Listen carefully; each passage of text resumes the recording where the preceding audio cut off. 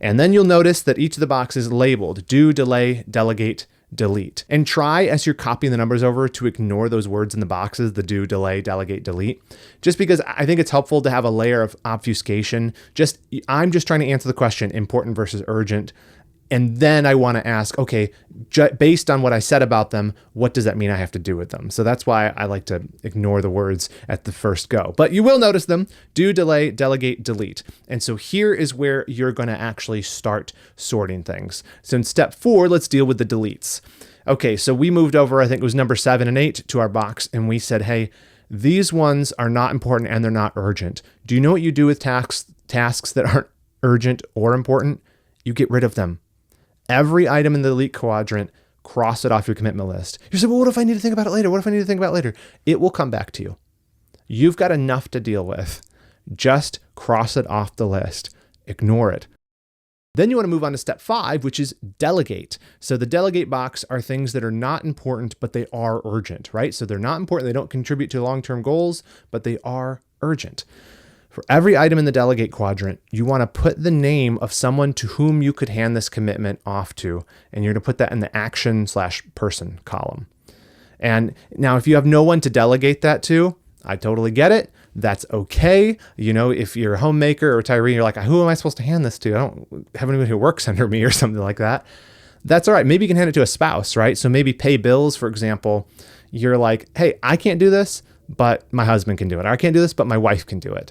Hand it off to them and say, hey, I've got too much to do. We're decorating for the holidays. Like, can you take care of this thing that I normally do? And they'll be happy to help, hopefully. And if you cannot think of someone, you're like, I can't hand this off. Well, then we're going to shove this one over to what we're going to do in step 6. So we'll leave it on the list. Don't cross it off yet.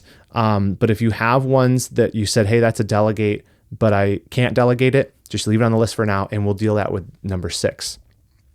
So the 6th step is we're going to deal with everything in the delay box, right? These are things that are not urgent, but they are important. So that means they contribute to long-term goals. You want to do them so that you can keep going where you want to be going, but they're not urgent. There's no deadline on this. What do you do with that? Delay it. If you're overwhelmed, you've got too much going on, you don't have time for the non-urgent stuff, right?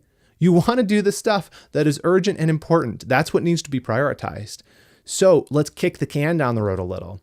Every item in that fell into that delay box, you put that on your calendar, move it over, and then cross it off your commitment list. And you can be arbitrary. Say, okay, I just need to be reminded of this tomorrow. I want to be reminded of this in a week. I don't need to deal with this for 3 months. Put it on the calendar with a reminder. What's that going to do for you? Well, you're going to have confidence that it's off my mind and it's in a safe place where I am going to be reminded when I need to be reminded. And that will hopefully let your mind sort of let it go. And then you start to feel a little less of that overwhelm, a little less of that stress, because it's somewhere safe. You're going to be reminded when you need to hear about it. So in ours, we had number 1 and number 5, decorate for the holidays and write a report. We said, yeah, that's important, but it's not urgent. And so we're going to say, all right, let's put those on a calendar reminder. And so you can make multiple reminders, or you can say, hey, I'm just going to kick these all down the road a week or something and put them on a single reminder. That's fine too. Again, here's where digital tools are helpful. If you keep a digital calendar, then turn on that alert button or the reminders button so that it actually goes bloop. Hey, you said you were going to do this today. And then you can not think about it anymore. Once that's done, cross those off the list, just like you did with the deletes. They're dealt with because they're now future use problem. Okay, already the list is looking a lot shorter. We had 8. Now we have 4 left? That's awesome. That's really awesome. And that's the real power of doing this. And speaking of do, that's the step 7. After you've dealt with delete, delegate, delay, now we're left with only stuff that was urgent and important. This is the priorities. These are the things that you actually should be focusing on. And this little exercise, which shouldn't take you more than 10, 15 minutes, will give you the clarity and the confidence to know which things actually matter for me to do right now. What do you do with these? You can say, oh, I'll just do them. Well, one of the things we talked about in previous episodes on procrastination is Part of the problem with procrastination is we don't know what the next step is. And so before you finish your planning process, you want to make a plan for what the next action is for each of these. So you notice we had on the worksheet, we have the action/person column. For when we talked about paying bills, we said, I'm going to hand that over to Thomas. For the other ones, let's make actions for them for only the remaining tasks. So for example, number 2 is get the car fixed. All right, I'm going to write down a next step. What's the next step? I got to call the mechanic. I got to schedule. Say, do you have time today or next week? Or when can I bring the car in? Call the mechanic, whatever it is. Next step, make it very, very obvious, very, very clear. Something you have to actually do to move that thing forward. Plan meals for the week. Where do I start? I don't know what we should do, right? Eliminate that overwhelm. What is the next step you need to take? Well, I'll look at last week's meals, and that will get the juices flowing so that I know, okay, I don't want to repeat those. Oh, we'll do Taco Tuesday, whatever it is, right? And you have a very clear next step on that. Do the laundry. Just get the baskets out. Just say, okay, the next step is I just got to go gather all the baskets. Okay.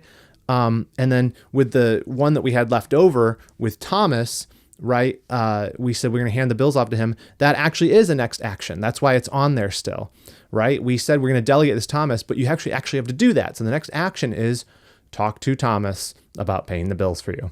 Whoever your Thomas is. I just made that name up. Now, hopefully you're seeing, or if you're listening, this is clear to you. And again, this is a good one that might be worth watching on Spotify or YouTube if you're just listening, so you can see as I'm kind of showing each of these steps. But hopefully you're getting enough of it if you're just listening. The point is, we took a very long list and we whittled it down.